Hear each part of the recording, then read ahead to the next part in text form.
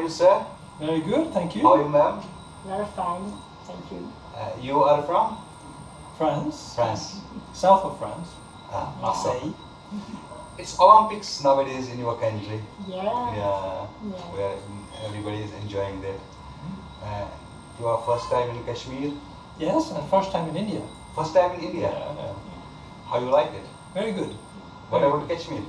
Yes, great. We arrived yesterday evening. It was beautiful on the lake. Then we came here, and then today we've been on the lake. And we've also been to Shalimar and Nisha Garden. Yes. So that was today's. People are very friendly with us. It was great. So tomorrow you are going to Kargil? Yes, we're going to Kargil. I hope. I'm a little afraid about that. The road up in the mountains, yes. It's challenging for me.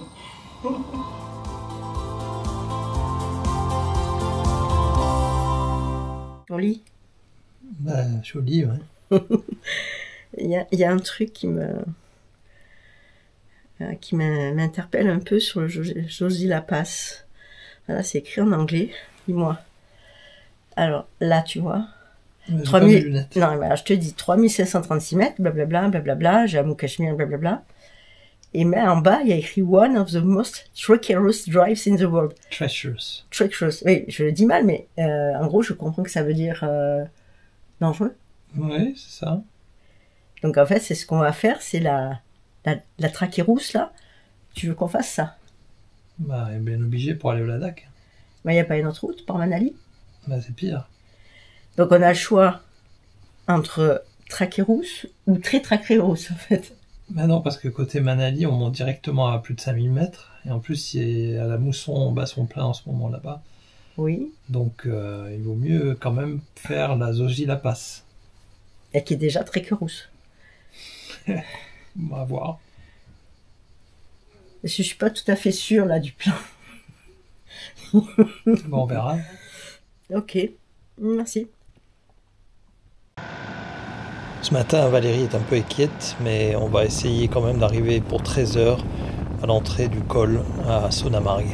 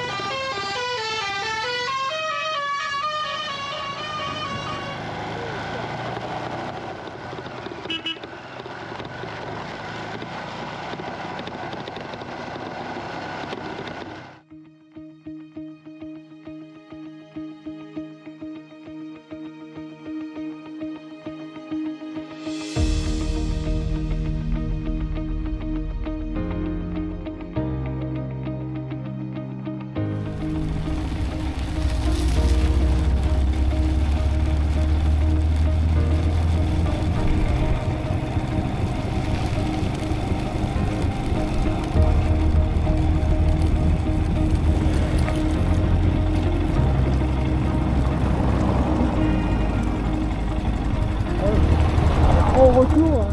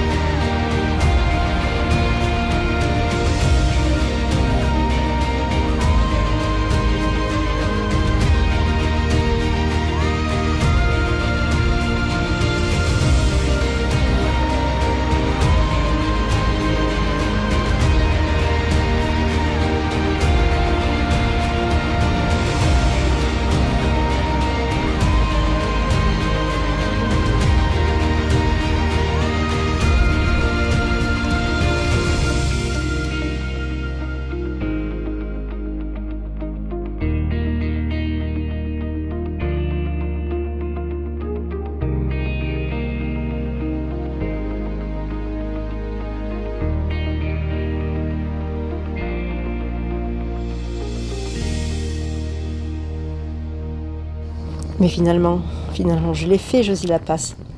Comment ça se fait que ça a été si facile? Eh bien, on a eu aussi pas mal de chance. D'abord, il y a eu ce youtubeur indien qui était passé juste avant nous et que j'avais contacté. Il m'a dit, la route a été refaite, tout va bien.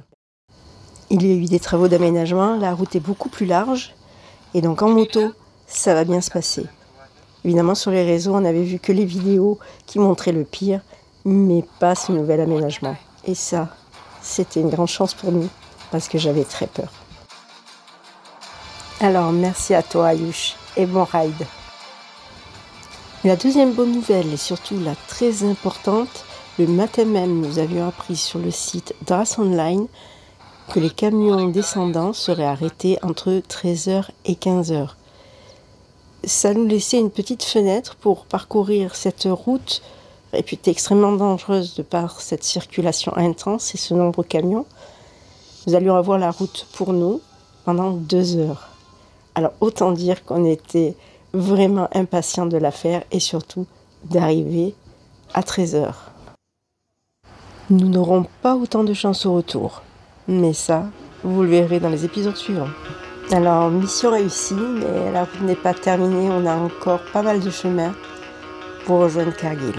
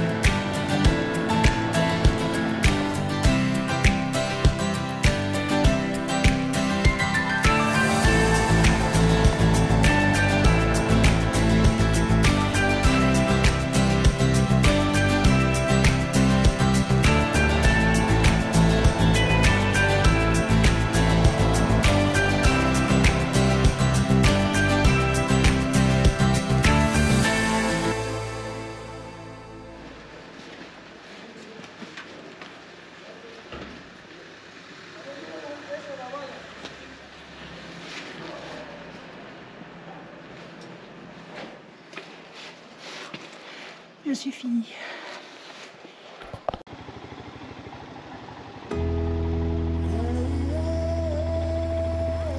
Après une bonne nuit de sommeil, on décide de rester une journée de plus à Kargil.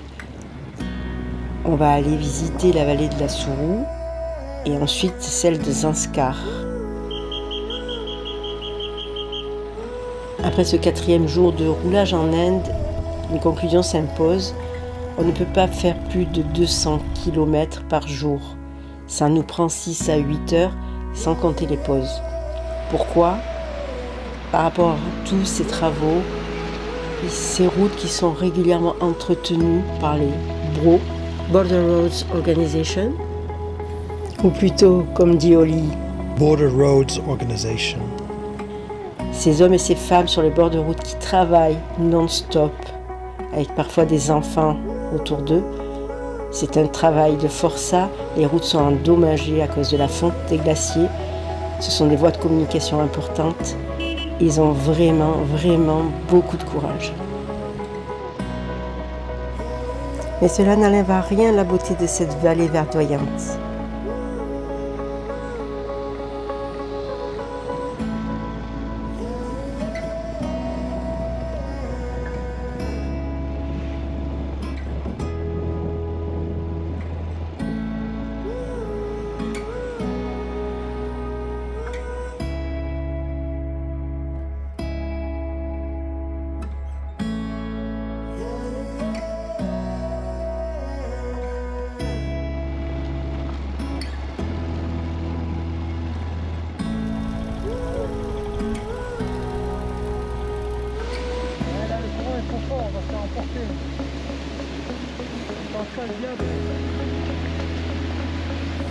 C'est la folie là.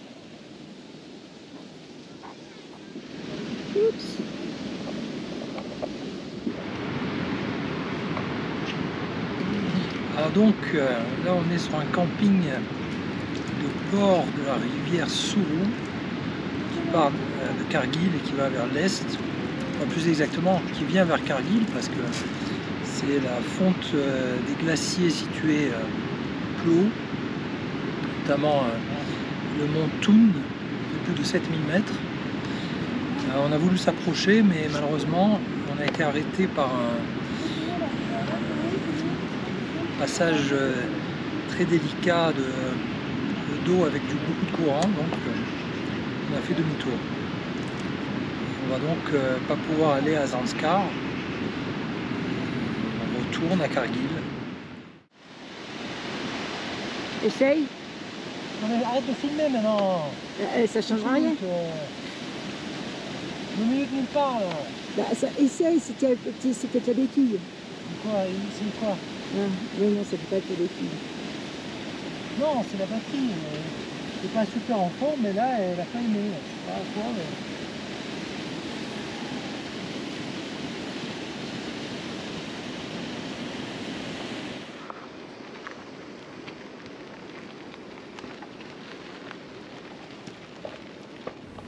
Bon, il a fallu pousser la moto et finalement, elle a démarré. Un homme est même venu nous aider. Il y avait une petite descente, on en a profité et la moto est repartie. En Inde, il y a toujours une solution.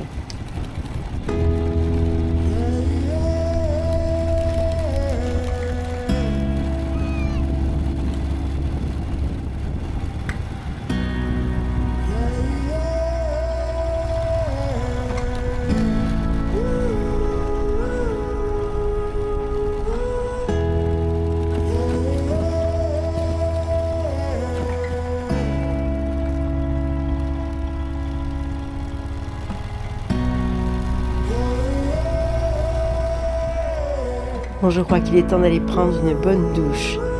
Demain, nous repartons et enfin, nous allons arriver à Leh, dans le haut désert de l'Himalaya.